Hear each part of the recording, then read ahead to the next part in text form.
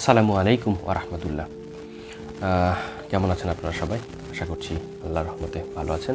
আলহামদুলিল্লাহ, আমিও ভালো আছি। এখন আমরা যে বিষয়টা নিয়ে আলোচনা করব সেটা হচ্ছে তাওহীদ।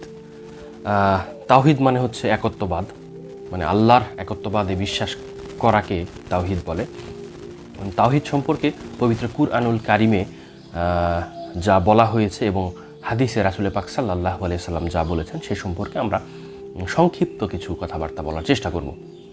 তো যেটা বলছিলাম যে তাওহীদ মানে হলো একত্ববাদ, অর্থাৎ আল্লাহ তাআলাকে এক বলে জানা ও এক বলে স্বীকার করা, আল্লাহ তাআলার অস্তিত্ব ও গুণাবলীতে সম্পূর্ণ বিশ্বাস স্থাপন করা। মানে তিনি যে এক, এই তার একত্ববাদকে সম্পূর্ণ বিশ্বাস স্থাপন করাকেই তাওহীদ বলা হয়। তার সত্তা সম্পূর্ণ অবিভাজ্য ও অখণ্ডনীয়, তার খোদাই গুণরাজি সম্পূর্ণ পূত পবিত্র এবং শুধুমাত্র তারই জন্যে নির্দিষ্ট। তিনি এক ও অনন্য।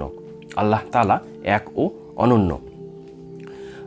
পবিত্র কুরআনের আল্লাহ তাআলা বাকারার 163 নম্বর আয়াতে বলেছেন, তোমাদের ইলাহ এক ও এক ইলাহ, সেই রহমান ও রহিম ব্যতীত আর কোনো ইলাহ নেই। তিনি সূরা ইখলাসে বলেছেন, হে নবী বলে দাও তিনি আল্লাহ এক, আল্লাহ সব কিছু থেকে মুখাপেক্ষীহীন, সব কিছু তারই মুখাপেক্ষী, না তার কোনো সন্তান আছে আর না তিনি কারো সন্তান, তার সমতুল্য কেউই নেই। সূরা বাকারার 255 নম্বর আয়াতে বলা হয়েছে, তিনি আল্লাহ, তিনি ছাড়া আর কোনো ইলাহ নেই, তিনি চিরঞ্জীব চিরস্থায়ী। সূরা আনআমের 19 নম্বর আয়াতে বলা হয়েছে, আপনি ঘোষণা করে দিন তিনি এক ও একক ইলাহ, তিনি এক ও একক ইলাহ। সূরা আনআমের 57 নম্বর আয়াতে বলা হয়েছে, প্রভুত্ব ও সার্বভৌমত্ব শুধুমাত্র আল্লাহর, প্রভুত্ব এবং সার্বভৌমত্ব শুধুমাত্র আল্লাহর। নূহকে আমি তার কওমের নিকট পাঠিয়েছিলাম, সে তাদের বলেছিল, হে আমার জাতির লোকেরা, তোমরা এক আল্লাহর দাসত্ব কবুল করো, তিনি ছাড়া তোমাদের আর কোনো ইলাহ নেই। সূরা আরাফের 59 নম্বর আয়াত, হুদের 50, মুমিনুনের 23 নম্বর আয়াতেও এই বিষয়টি নিয়ে বলা আছে।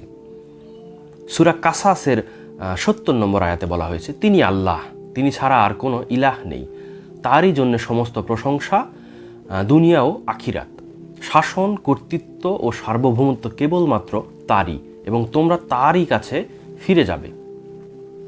সূরা কাসাসের 70 নম্বর আয়াতে এটি বলা হয়েছে। সূরা ফুকরুফের 84 নম্বর আয়াতে বলা হয়েছে, আসমানেও তিনি এক ইলাহ, জমিনেও তিনি এক ইলাহ, তিনি মহা বিজ্ঞানময় মহাজ্ঞানী। সূরা মুহাম্মদের 19 নম্বর আয়াতে বলা হয়েছে, হে মুহাম্মদ জেনে রেখো আল্লাহ ছাড়া আর কোনো ইলাহ নেই, তোমার অপরাধের জন্যে তার নিকট ক্ষমা চাও এবং মুমিন নারী ও পুরুষদের জন্য।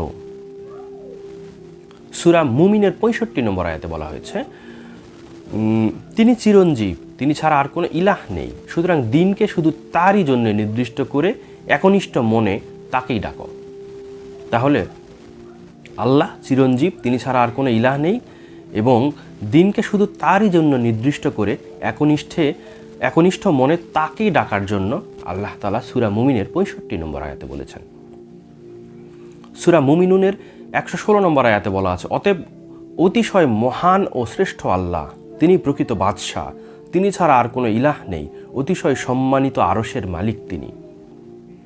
সূরা রাদের 16 নম্বর আয়াতে বলা হয়েছে, প্রতিটি জিনিসের সৃষ্টিকর্তা কেবলমাত্র আল্লাহ তাআলাই, তিনি এক শক্তির আধার। তাহলে প্রতিটি জিনিসের সৃষ্টিকর্তাকে কেবলমাত্র আল্লাহ তাআলাই এবং তিনি শক্তির আধার। সূরা রাদের 16 নম্বর আয়াতে এই কথাটি বলা হয়েছে।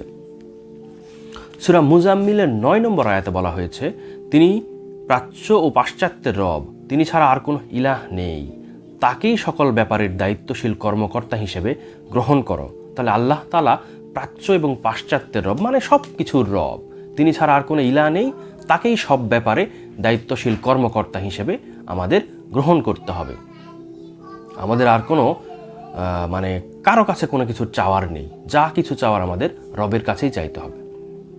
সূরা জারিয়াতের 20 থেকে 21 নম্বর আয়াতে বলা হয়েছে, পৃথিবীর প্রতিটি বিন্দুতে এবং তোমাদের নিজেদের সত্তায় রয়েছে এক লা শরিক আল্লাহর অস্তিত্বের বিপুল নিদর্শন ও দৃঢ় বিশ্বাসীদের জন্য।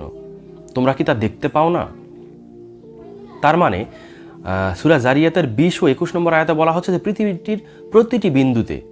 প্রতিটি বিন্দুতে এবং তোমাদের নিজেদের সত্তায়, আমাদের যে সত্তা রয়েছে সেই সত্তাতেও যদি আমরা খুঁজি তাহলে এক লা শরিক আল্লাহর অস্তিত্বের বিপুল নিদর্শন আমরা পাবো, যদি আমরা বিশ্বাসী হই। এবং আল্লাহ তাআলা আমাদেরকে প্রশ্ন করছেন, তোমরা কি তা দেখতে পাও না?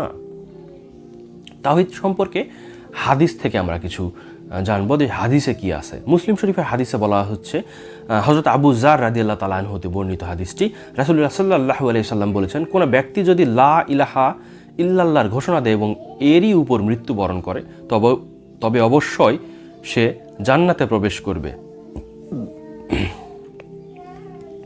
হযরত সুফিয়ান ইবনে আব্দুল্লাহ শকফি হতে বর্ণিত, তিনি বলেন, আমি নিবেদন করলাম, হে আল্লাহ রাসূল, ইসলাম সম্পর্কে আমাকে এমন একটি শিক্ষা প্রদান করুন যে সম্পর্কে আমাকে আপনার পরে আর কাউকে জিজ্ঞেস করতে হবে না। তিনি আমাকে বললেন, বলো, আমি আল্লাহর প্রতি ঈমান আনলাম, অতঃপর এ কথার উপর অটল অবিচল হয়ে থেকো। মুসলিম শরীফের হাদিস।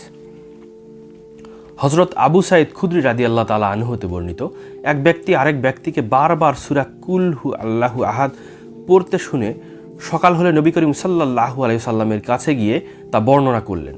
লোকটি যেন সূরা ইখলাসের মর্যাদাকে খাটো করছিল।